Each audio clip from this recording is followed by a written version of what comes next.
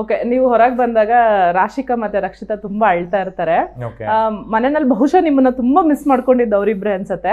And ನೆನ್ನೆ episode ಅಲ್ಲಿ ನೀವು ನೋಡಿದಿರ ಇಲ್ವೋ ಗೊತ್ತಿಲ್ಲ, ರಾಶಿಕಾ ಒಂದ್ ಮಾತು ಹೇಳ್ತಾರೆ, ಅಂದ್ರೆ ನಂಗೆ ಗೊತ್ತಿಲ್ಲ ಯಾಕೆ ನಾನು ಸೂರಜ್ ಜೊತೆ ಮಾತಾಡ್ಲಿಲ್ಲ ಅಂತ, ಬಟ್ ನಾನು ಇವತ್ತವನ್ನ ತುಂಬಾ ಮಿಸ್ ಮಾಡ್ಕೊಂತ ಇದೀನಿ ಅಂತ. ಯಾವ ಕಾರಣಕ್ಕೆ ನೀವು ಮಾತಾಡ್ತಿರ್ಲಿಲ್ಲ ಅಂತ? ಇಲ್ಲ ಅವತ್ ಮಾತ್ರ ಪರ್ಟಿಕ್ಯುಲರ್ ಡೇ ಮಾತಾಡಿಲ್ಲ?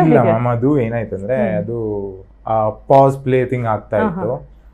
ರಾಶಿಕಾ ಫುಲ್ ರೆಡಿ ಆಗಿರ್ತಾಳೆ ಒಂದಿನ, ಬಟ್ ನಾವು ಸ್ವಲ್ಪ ಮಾತಾಡೋದು ನಮ್ಗೆ ಹೆಂಗ್ ಅನ್ನಿಸ್ಬಿಟ್ಟಿತ್ತು ಅಂದ್ರೆ ಲೈಕ್ ಎಲ್ರ ಜೊತೆ ಮಿಂಗಲ್ ಆಗ್ಬಿಡೋಣ, ಫ್ಯಾಮಿಲಿ ವೀಕ್ ಬೇರೆ ಇದೆ ಅಂಡ್ ಅಟ್ಮಾಸ್ಫಿಯರ್ ಅಷ್ಟು ಲೈವ್ಲಿ ಆಗಿತ್ತು ಮನೆಯಲ್ಲಿ. ಯಾರಿಗೂ ಈಗ ಫಸ್ಟ್ ಮನೆಗೆ ಎಂಟರ್ ಆದಾಗ ಎಲ್ರು ಓಪನ್ ಮೈಂಡೆಡ್ ಆಗಿ ಹೆಂಗ್ ಇರ್ತಿದ್ವಿ ಸೇಮ್ ಫೀಲಿಂಗ್ ಬಂತು. ಬಿಕಾಸ್ ಎಲ್ಲ ಫ್ಯಾಮಿಲೀಸ್ ಬಂದಾಗ ನಮ್ಗೆ ಓಕೆ ಫ್ರೆಶ್ ಫೇಸಸ್ ಬರ್ತಾ ಇದೆ, so we had that bonding. ಒಂದು ಫ್ಯಾಮಿಲಿ ಅಂತ ಬಂದಾಗ ಈಗ ಗಿಲ್ಲಿ ಪೇರೆಂಟ್ಸ್ ಆಗಿರ್ಬೋದು, ಎಲ್ರು ಬಂದಾಗ ಗಿಲ್ಲಿ ಜೊತೆ ಅಷ್ಟು ಕನೆಕ್ಷನ್ ಇಲ್ಲ ಅಂದ್ರೆ ಅವ್ರ ತಂದೆ ಜೊತೆ ಕನೆಕ್ಷನ್ ಆಗ್ಬಿಡೋದು. ಸೊ ಅವ್ರ ತಂದೆ ಜೊತೆ ಮಾತಾಡ್ತಿದ್ದಾಗ ಗಿಲ್ಲಿ ಜೊತೆ ಮಾತಾಡಕ್ ಶುರು ಮಾಡ್ಬಿಡ್ತಿದ್ವಿ. ಸೊ ಹಂಗೆ ಆ ಎನ್ವೈರನ್ಮೆಂಟ್ ಇತ್ತು. ಬಟ್ ಪಾಸ್ ಪ್ಲೇ ಬಂದಾಗ ಏನಾಯ್ತು, ಅದು ಮೇಕಪ್ ಎಲ್ಲ ಮಾಡೋದೆಲ್ಲ ಬಂತಲ್ಲ, ಅವ್ಳಿಗೆ ಸ್ವಲ್ಪ ಬೇಜಾರಾಗೋಯ್ತು.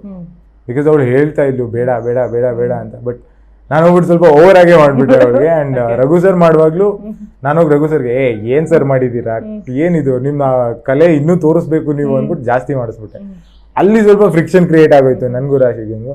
ಅದಂಗೆ ಆ ಫ್ಯಾಮಿಲಿ ವೀಕಲ್ಲಿ ಸ್ವಲ್ಪ ಎಲ್ಲಾ ಕಡೆ ಅಮಾವಾಸ್ಯೆ ಆಗ್ಬಿಡ್ತು. ಎಕ್ಸಾಕ್ಟ್ಲಿ, ತಮಾಷೆ ಮಾಡೋದು ಅಮಾವಾಸ್ಯೆ ಆಗ್ಬಿಡತ್ತೆ. ಅದನ್ನೇ ಸ್ವಲ್ಪ ಸ್ವಲ್ಪ ಮಾತು ಕಮ್ಮಿ ಆಗ್ತಾ ಬರ್ತಿರ್ತು.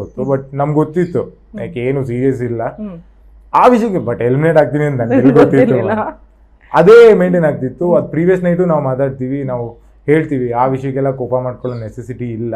ನಿಂಗೆ ಏನಾರು ಅಫೆಂಡ್ ಆಗಿದ್ರೆ ಏನಾರು ಆಗಿದ್ರೆ ಐ ಆಮ್ ಸಾರಿ ಅಂತ ನಾನು ಅಲ್ಲೇ ಕೇಳ್ಬಿಟ್ಟಿರ್ತೀನಿ. ಬಟ್ ಮಾತು ಕಮ್ಮಿನೇ ಇರ್ತಿತ್ತು. ಬಟ್ ನೆಕ್ಸ್ಟ್ ಡೇನು ಮಾತಾಡಕ್ ಸಿಗಲ್ಲ. ಸೊ ಮೇ ಬಿ ಅದಕ್ಕೆ ಅವರು ತುಂಬಾ ಇಮೋಷನಲ್ ಆದ್ರು ಅನ್ಸುತ್ತೆ.